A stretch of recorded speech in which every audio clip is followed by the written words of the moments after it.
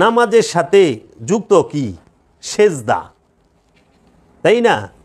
এখন আপনি যদি সেজদা করতে যান, সেজদারও তো দুইটা দিক, একটা ভেতরের কলবের সেজদা, একটা শারীরিক অষ্টাঙ্গের সেজদা, দৈহিক দেহের অষ্টাঙ্গ দিয়ে যে সেজদা করি এইটা এক সেজদা, আনুষ্ঠানিক সেজদা। আর আমার মন প্রাণ, আমার চিন্তা ভাবনা চেতনা বুদ্ধি বিবেক জ্ঞান সমস্ত কিছু দিয়ে রবকে সেজদা করা, সেটা হলো হাকিকি সেজদা। এখন আপনি যদি একটু খেয়াল করেন যে সেজদার বিষয়টা আমরা যদি ফলো করি, সেজদা শব্দের অর্থ কি আমরা কি মোটেও ভেবে দেখেছি? সারা জীবন মাথা খালি নতই করে গেলাম। সেজদা শব্দের অর্থ হলো আত্মসমর্পণ, মাথা নত করা না, আত্মসমর্পণ করার অপর নাম সেজদা। আত্মসমর্পণ, নিজেকে রবের কাছে সমর্পণ করার নাম সেজদা। নিজের ইচ্ছাকে আল্লাহর ইচ্ছার কাছে সম্পূর্ণরূপে উৎসর্গ করার অপর নাম সেজদা। নিজের ইচ্ছাকে রসুলের ইচ্ছার কাছে, সম্মুখ গুরুর ইচ্ছার কাছে সম্পূর্ণরূপে অর্পণ করে দেবার নাম সেজদা। এই সেজদা সবাই করতে চায়ও না, করতে পারেও না। আমাদের দেশে আমরা মুসলমান সমাজের অধিকাংশ মানুষ মাথা নত এবং অষ্টাঙ্গ নামানো নত করার সেজদাটা করি। এখন আমি এই সেজদা সম্পর্কে যদি আপনাদেরকে একটু বলি, সেজদা তথা আত্মসমর্পণ প্রকৃতির নিয়মের কাছে নয়। সেজদাটা কই করবেন? সেজদা মানে কি? সেজদা তথা আত্মসমর্পণ, এই সেজদাটা প্রকৃতির নিয়মের কাছে নয়, আল্লাহর ইচ্ছার কাছে করতে হবে আত্মসমর্পণ। আল্লাহর ইচ্ছার কাছে সেজদা করতে হবে, আল্লাহর ইচ্ছার কাছে আত্মসমর্পণ করতে হবে, প্রকৃতির নিয়মের কাছে নয়। সেজদা হলো ইবাদতের মূলনীতি, আর মূলনীতি কখনো বদলায় না। মূলনীতি কখনো তৌহিদ আবার কখনো শিরক হতে পারে না। সেজদা হইল ইবাদতের মূলনীতি। আমরা জন্মলগ্ন হইতে মৃত্যুর আগ পর্যন্ত যত ইবাদত বন্দিগি যাহা কিছুই করি, এটার মূলনীতি একটাই, সেজদায় পৌঁছাবার জন্য, আল্লাহর ইচ্ছার কাছে নিজের ইচ্ছাটাকে সম্পূর্ণরূপে আত্মসমর্পণ করে দেবার জন্য যত ইবাদত বন্দিগি ভালো কর্ম। তাই সেজদা হইল ইবাদতের মূলনীতি।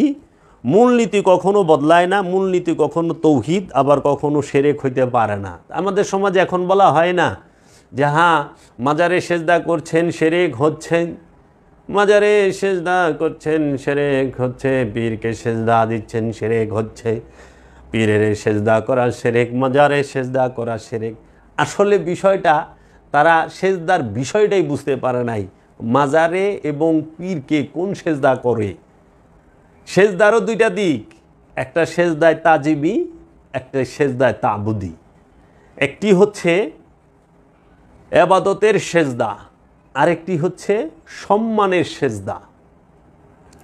এখন এই সেজদা সম্পর্কে, এই সেজদা অর্থ কি কোরআনের মাজিদের মধ্যে থেকে আমরা বিভিন্ন ডিকশনারি থেকে পাই। এখন আমরা যদি ডিকশনারি হতে অর্থটি গ্রহণ করি তাহলে সেজদার অর্থটি কি দাঁড়ায়? রহিবুল বাকির আল মানজেদ নামক আরবি ডিকশনারির 457 পৃষ্ঠায় সেজদার অর্থ করা হয়েছে সম্মানার্থে মাথা নত করা, ইবাদতের জন্য কপাল ও নাককে জমিনের উপর রাখা। আল মেজবা নামক আরবি ডিকশনারিতে 361 পৃষ্ঠায় অর্থ করা হয়েছে কাকুতি মিনতি সহকারে মাথা নত করা। আল কামুস নামক আরবি ডিকশনারি 396 নম্বর পৃষ্ঠায় অর্থ করা হয়েছে মাথা নত করা সম্মানার্থে এবং ইবাদতের জন্য। এখন কথা হইল, আমি যত রকম কথাই আপনাদেরকে বলি না কেন, যত রকম যুক্তি ও দলিল দেখাই না কেন, মনের বিরুদ্ধে গেলেই তা সহজে সবাই গ্রহণ করে নিতে কষ্ট হয়। মনের বিরুদ্ধে গেলে পরেই সহজে সেই জিনিসটা গ্রহণ করে নিতে খুব কষ্ট হয়। আপনারা যদি একটু খেয়াল করেন দেখবেন, আমি যতই বুঝাই না কেন এটা তাজিমি সেজদা এবং এটা এবাদতের সেজদা, কিন্তু কিছু লোক দুটোকে এক করে দেখে, তাজিমি আর এবাদতের সেজদাকে এক করে দেখে। মানুষ ফরজ রোজা আর নফল রোজা মেনে নেবে, মানুষ ফরজ নামাজের বেলায়ও ফরজ নামাজ, সুন্নত নামাজ, নফল নামাজ, মুস্তাহাব নামাজ মেনে নেবে, কিন্তু ওয়াজিব নামাজ মেনে নেবে কি, ফরজ নামাজ মানবে, সুন্নত নামাজ মানবে, ওয়াজিব নামাজ মানবে, তারপরে নফল নামাজ মানবে, কিন্তু সেজদার বেলায় তাহারা মোটেও এই সেজদায় তাজিমি আর সেজদায় তাবুদি, এবাদতের সেজদা আর সম্মানের সেজদা মানবে না, মানতে রাজি নয়। আপনি সারা পৃথিবীর সমস্ত কোরআন হাদিসের দলিলও যদি তার সামনে দাঁড় করান, তিনি ঠেটা ব্যাম্বো, তিনি ঠেটার মতো খাড়াইয়াই থাকবে, বলবে মানলাম না, মানবো না, কে আছে মানাবে। মানুষের এত ঠেকা পড়ে নাই বাবা, নিজের বাত খায় আপনারে মানানের, মানলে মানেন, না মানলে না মানেন, ইউটার্ন লইয়া ফুল স্পিডে ভাইগা যান। একজন আসছে আমি অলি আল্লাহ মানবো না, তা আপনারে মানবার কইছে কি? আল্লাহ তো কয়ে দিছে অলি মানলে এই হবে, অলি না মানলে এই হবে। অলির কাছে গেলে তুমি এই পাবা, অলি ছাইরা দিলে তুমি এই। রসুলকে মানলে ইমানদার হবা, রসুলকে ছাইরা দিলে কাফের হইবা, মুশরিক হইবা, মুনাফেক হইবা, জালিম হইবা, তাই তো বলে থইছে। তো এর জন্য আমরা শত দলিল দিলেও এক ধরনের লোক আছে যে তারা মানতে চাইব না। তাই প্রথমে ইসলামের স্বরূপ বোঝা দরকার। সমস্ত সৃষ্টি আল্লাহর বিধানে পূর্ণ আত্মসমর্পণকারী। এখন সেজদার মধ্যে যে আমরা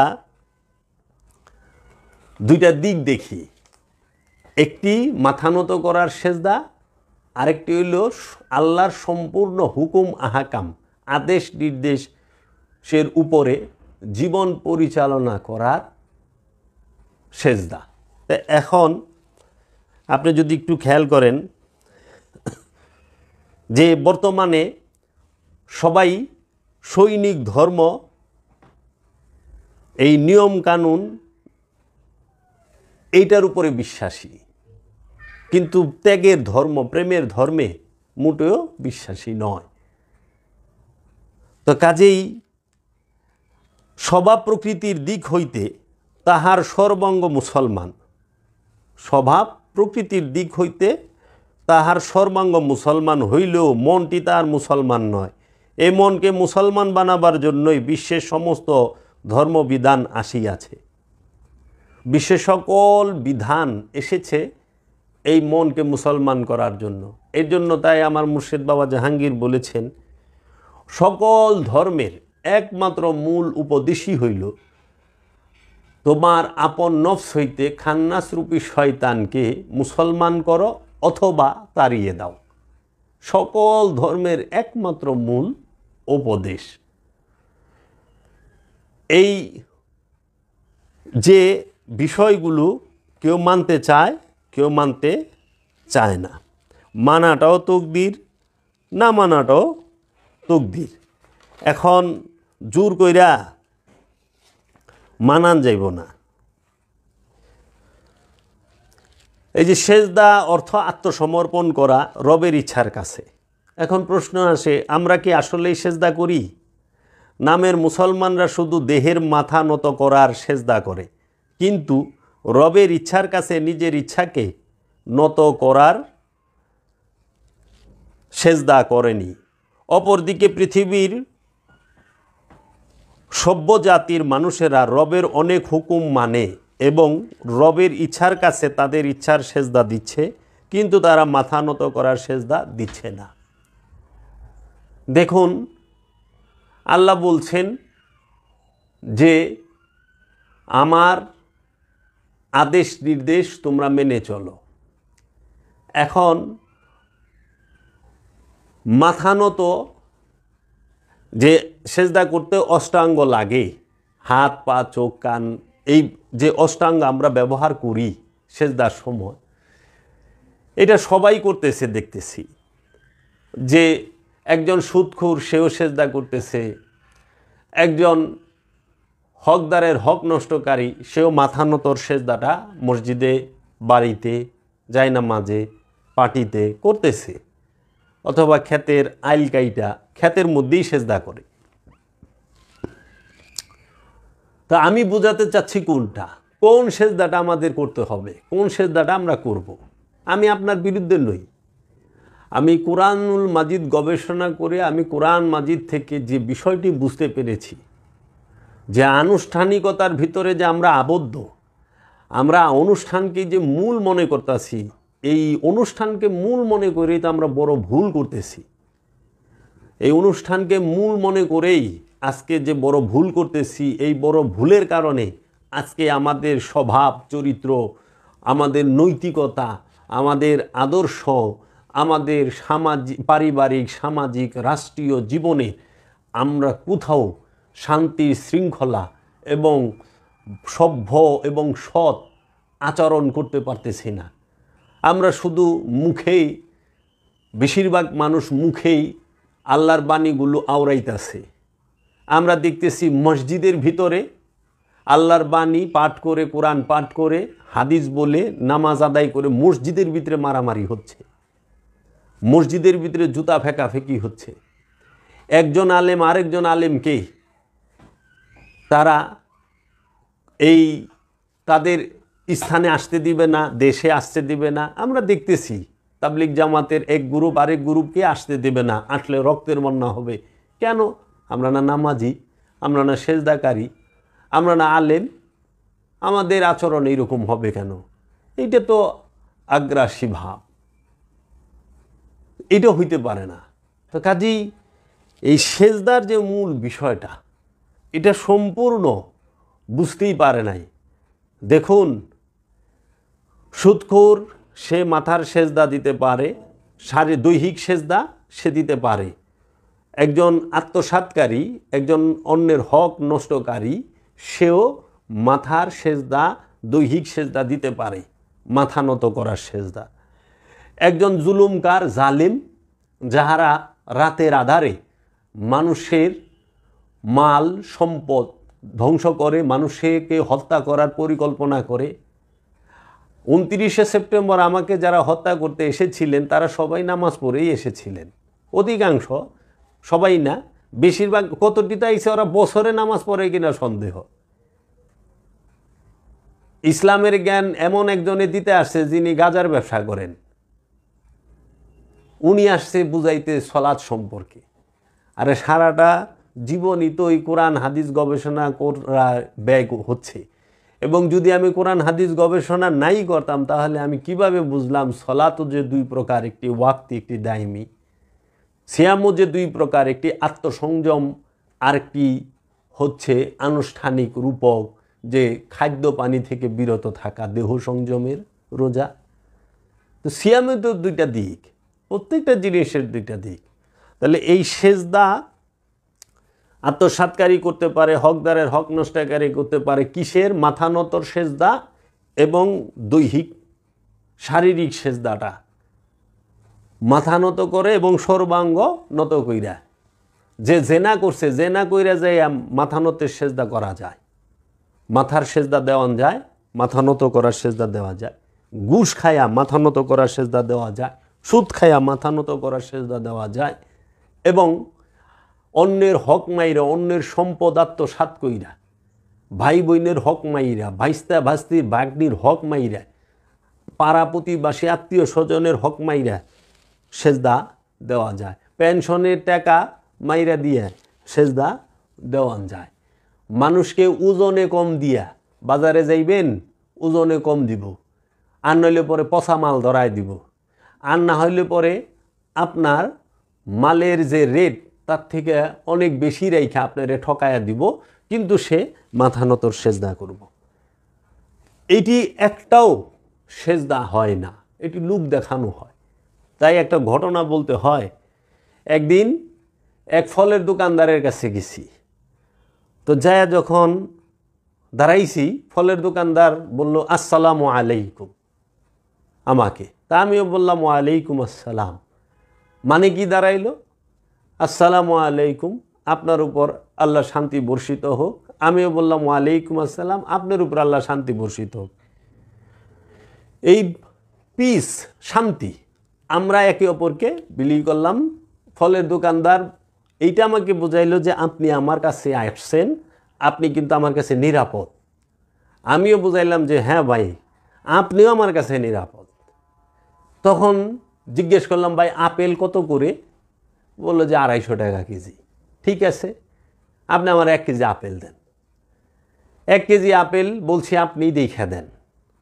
তো উনি কী করলেন, প্রথমেই আমারে এমন একটা ঠুঙ্গা ধরায় দিছে, এই ঠুঙ্গার পিছনে দুম্বার মতো, মানে খুব ওজন, 80 গ্রামের উপরে ঠুঙ্গাটাই কাগজের। তারপরে যে আপেলগুলো দিছে, 1 কেজি আপেলের মধ্যে 6টা আপেল পচা। আমারে তো দিছে সুন্দর করে প্যাকেট করে, আমিও টাকা দিছি, নিয়ে গেলাম। তে এই যে প্রথমে কইল আপনি আমার কাছে নিরাপদ, আপনার উপরে শান্তি বর্ষিত, এই লোক কি আমি কি তার কাছে নিরাপদ হইছি? না, শান্তি পাইছি মোটেও না। কারণ সে আমারে শান্তি দিব কইয়া ধোকা দিয়া দিছে। কইছে মুখে আসসালামু আলাইকুম, অন্তর থেকে কইছে আজকে পাইছি মক্কেল, 6টা আপেল পচা ঢুকাই দিয়ে দিছে। যে এই যে বিষয়গুলো অনেকেই বাজারে গেলে এইটার মুখোমুখি হয়। চাউলের ক্ষেত্রে বলেন, ডাউলের ক্ষেত্রে বলেন, মাছের ক্ষেত্রে বলেন, সবজির ক্ষেত্রে বলেন, ওজনে কম দিবে এবং পচা জিনিসটা ধরাই দেওয়ার শতভাগ চেষ্টা তাদের থাকে। 1 নাম্বার দাম নেয়, 2 নাম্বার জিনিস দেয়। আমার কাছে কথা হইল 2 নাম্বার দাম নেবেন, 2 নাম্বার জিনিস দিবেন, 1 নাম্বার দাম নেবেন, 1 নাম্বার জিনিস দিবেন। কিন্তু সেই লোক মাশাআল্লাহ এই দাড়ি টুপি মুশের মতো পান চাবাইবার লইছে, এইরকম সাংঘাতিক বিষয়। তাহলে এই যে এই সমস্ত লোকের থেকে আমরা, উনি যে সলাৎ করতেছে, উনি যে সিয়াম করতেছে, এতে কি ফায়দা হচ্ছে? এর জন্য সেজদা করতে হবে কিসের? জ্ঞানের। রসুলের কদমে আমার মাথায় যে জ্ঞান আছে সেই জ্ঞানটাকে উৎসর্গ করতে হবে। রবের ইচ্ছার কাছে আমার জ্ঞানটাকে উৎসর্গ করতে হবে। কি রব চায় যে আল্লাহ রাব্বুল আলামিন আমাকে যে জ্ঞান দান করেছে, এই জ্ঞানটা যেন আমি মানুষের মধ্যে বিতরণ করি, বিলি করি। আচ্ছা, আল্লাহ রাব্বুল আলামিনের উপরে সেজদা, আল্লাহ বলছে মিথ্যা বইল না, মিথ্যা বলা মহাপাপ, মিথ্যা বইল না, আমি কাহারোর সাথে মিথ্যা বলবো না। এইটাই হইল আল্লাহর ইচ্ছার কাছে নিজের কলবের এবং প্রাণের সেজদা। অন্যের হক মাইরা খাইতে নিষেধ করছে আল্লাহ, সারা কোরআনে 274 বার নিষেধ করা হয়েছে। তোমরা অন্যের হক মাইরা খায়ও না, তোমরা ওজনে কম দিও না, তোমরা নারীদের সম্পদ মাইরা খায়ও না, আত্মীয় স্বজনের সম্পদ মাইরা খায়ও না, এতিমের হক মাইরা খায়ও না, তোমরা সুদ খায়ও না, তোমরা ঘুষ খায়ও না, তোমরা অত্যাচার জুলুম কইরো না, তোমরা ব্যভিচার কইরো না, তোমরা জিনা কইরো না। এইভাবে 274 বার বলা হয়েছে। সেইগুলো সব করে আবার সেজদাও করি। আসলে কি সেজদা হয়েছে? কখনোই না। আমরা আনুষ্ঠানিকতা পালন করেছি। এই আনুষ্ঠানিকতা পালন করেছি, এর জন্যই আমাদের স্বভাবের চরিত্রের পরিবর্তন নাই। উগ্রতা আমাদের বেশি, এই সমাজের মধ্যে উগ্রতা বিষ ছড়ায় গেছে, ধর্মান্ধতা, ধর্মীয় জ্ঞান কম, অনুভূতি বেশি।